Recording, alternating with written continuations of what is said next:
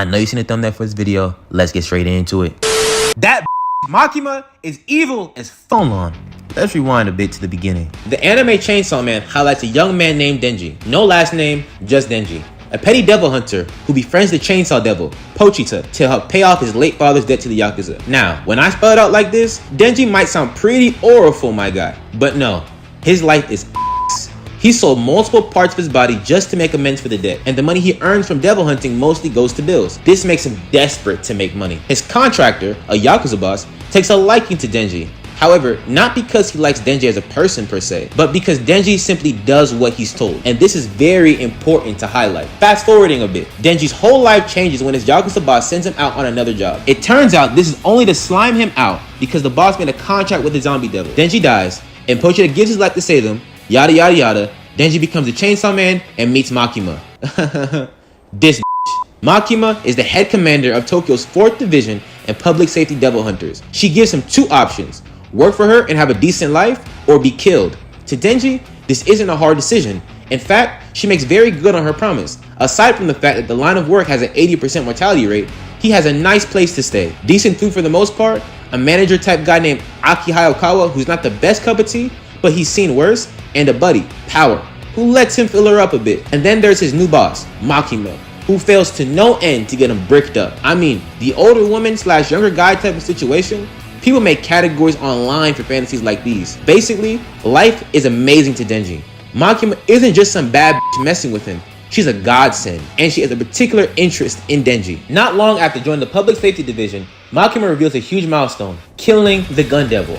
This is a devil who killed millions in a matter of moments and then disappeared. It's the most feared and revered devil among public safety hunters. Most hunters join only to kill this devil.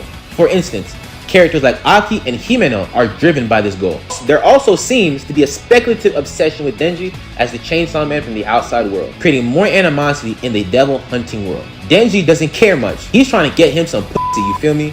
And he might be okay with that. Despite his life improving tenfold, he feels a fleeting sense of dissatisfaction. This displays through his occasional tangents to Pochita, who is watching Denji's life from deep in his subconscious, and most importantly, through continual sexual confusion. It's not that Denji doesn't know which side of the rainbow he's on, if you get my drift. It's just that he struggles to grasp the complexity of interpersonal relationships and livelihood. To someone like Denji, the perks of life under the Yakuza boss were simple. He just did what he was told. Even though his life is similar, his quality of life has increased, putting him in situations where he asks questions he never asked before. Denji, knowing he's horny as wonders, why is he infatuated with characters like Makima and Reize, but dissatisfied with characters like Power and Himeno? Why isn't he devoted to a cause like Aki, who is trying to find and kill the Gun Devil?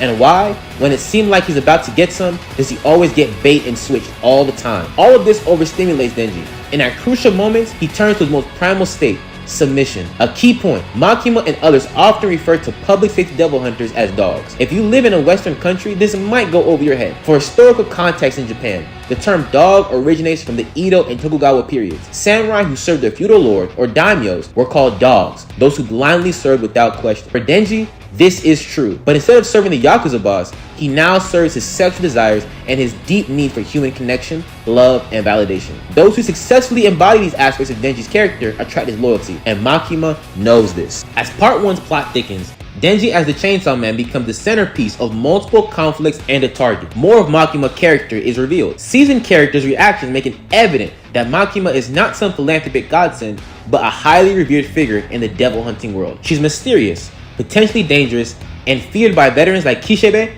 and Quanchi. One thing remains constant: her continual interest in Denji. She's not just an older woman trying to get with the young guy. She's a girlfriend, a mother, and a mentor offering advice and guidance. Makima becomes the gatekeeper of Denji's interpersonal relationships. Anyone close to him is someone Maki has approved to be close to him, while others face harsh consequences for intruding unbecomingly. She leverages her sex appeal to control Denji through dates and the illusion of continual sexual advances. By this point, Denji is fully with, though he does not realize it. His ongoing frustration stems from realizing that people only like him as the Chainsaw Man, drawing him continually back to Makima. After facing the Darkness Devil and killing Aki, who became the Gun Fiend, he asks to be her dog. Makima's true nature and overarching goals are revealed. She was infatuated with what she saw in Denji. Not Denji himself, but the famous Chainsaw Devil. In Chainsaw Man, devils are born from human fear. The more mankind fears them, the stronger they become. For example, the Zombie Devil. Devils die, can be reborn.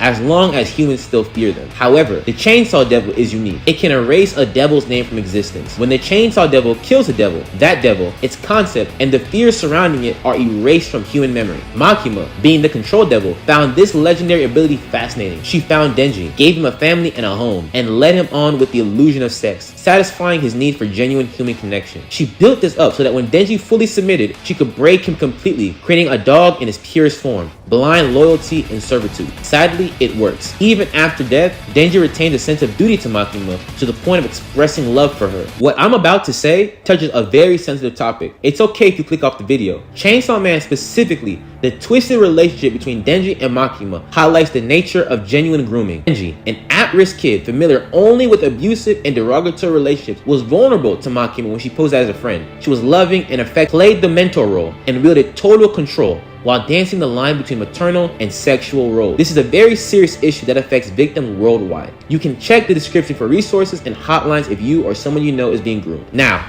not gonna lie, this ended on a depressing note. Here's some fan service for y'all. Anyway, my name is AOI-KUN, and this is my synopsis.